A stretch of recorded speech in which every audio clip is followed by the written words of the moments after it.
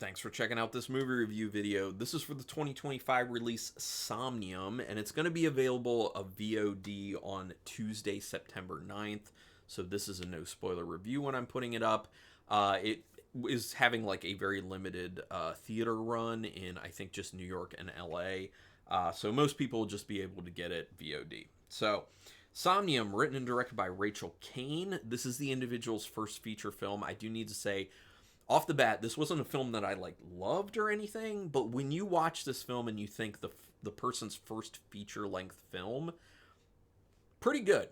It does make me believe that this individual has a lot of promise to them, and if they keep getting work, if they keep having the ability to get their films in front of people, well, to make them first and then get them in front of people, they could turn into someone who's really doing a great job. So, quick synopsis of this one.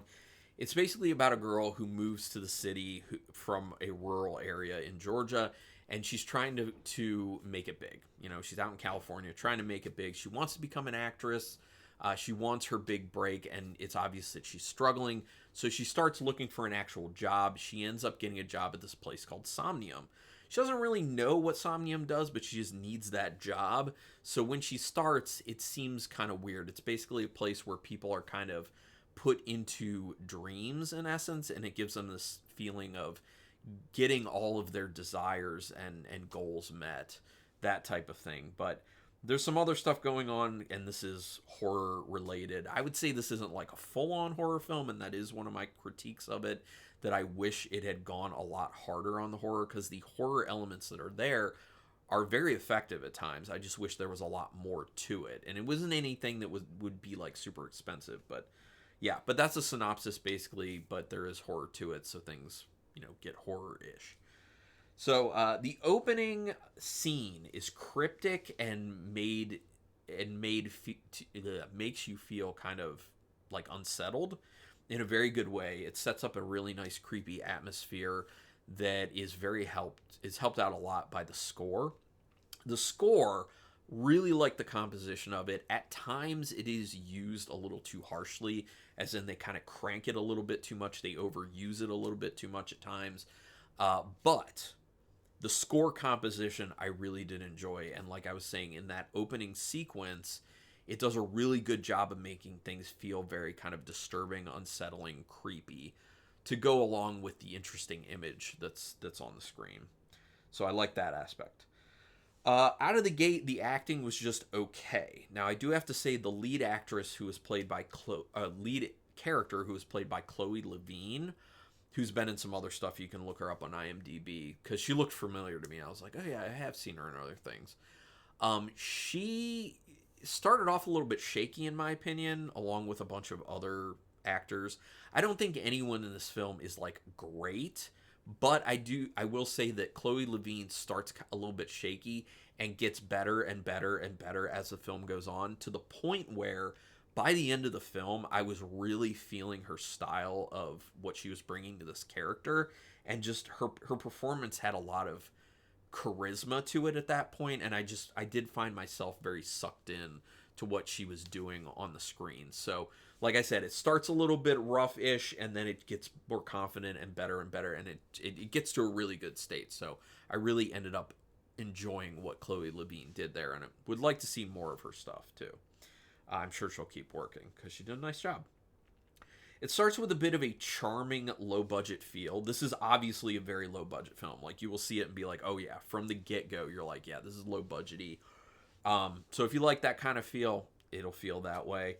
And it feels like it's a mix of decades, which I feel like a lot of low-budget, specifically horror films, will do that, where it's like the mix of like the set design and the costuming with the technology just kind of don't make sense, where you're just kind of like, okay, it seems like it's like 80s as far as like what people are wearing a little bit and how things are decorated, especially like in the Somnium office or building. And but then they have like normal cell phones, like we do nowadays, and they have like these Somnium things that are putting people in this kind of dream state that are obviously beyond us. So it's this kind of weird thing where it's just like it feels kind of like 80s and it feels present and it feels future all at the same time. Now, I like that. I like that kind of feel. It makes things feel kind of like weird and kind of true to life and realistic, but also not at the same time. It almost gives it a little bit of a kind of like Mulholland Drive type feel to it, which the film I think captured kind of well, where things just feel like kind of weird and kind of off, and the characters are that way too, where like the way they interact and certain things that they say, they just don't seem right. They don't seem like super realistic characters who would say the things they're saying and do the things they're doing. And it doesn't come across in like a stupid way, like, oh man, this is just bad writing. It comes across in the way of like it was intentionally kind of odd. And that goes along with what I'm talking about with this kind of decade mixing and like past, present, future type feel to it all at once. And I like that overall experience from it. It is pretty nice. It does start to feel like it's becoming a little bit too distracted from like these side story pieces.